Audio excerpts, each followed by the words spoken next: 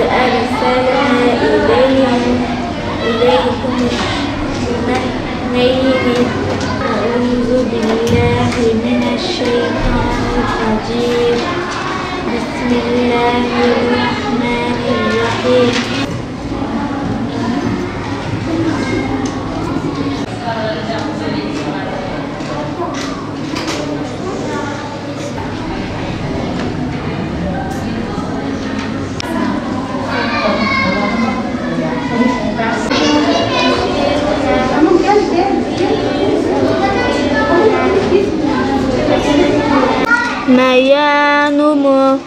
ميادود أعود نعود.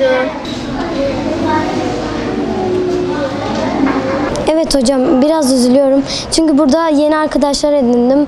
Hocalarımı çok seviyorum. Burada hem az da kaldı Kur'an'a geçmeme. Arkadaşlarımı çok seviyorum. Mesela buraya geldiğimde her gün geliyorum. Sohbetlere her gün katılıyorum. Sohbetlerde ilahiler söylüyoruz.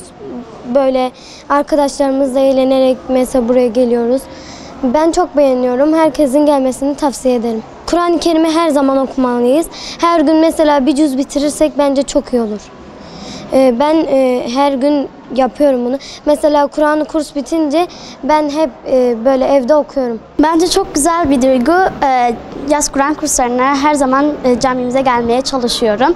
Yaz Kur'an kursları geçen yıl pandemiden dolayı olmamıştı. Çok üzülmüştük. Ben gerçekten iyi niyetle ve gönülden olarak geliyorum.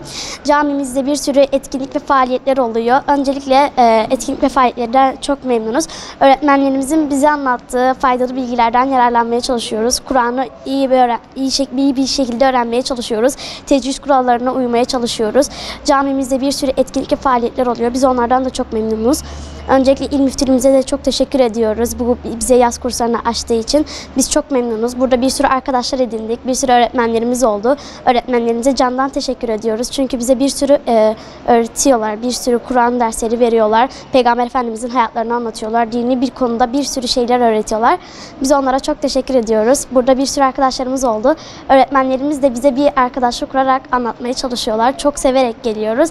Bence herkese gelmesi gerekiyor.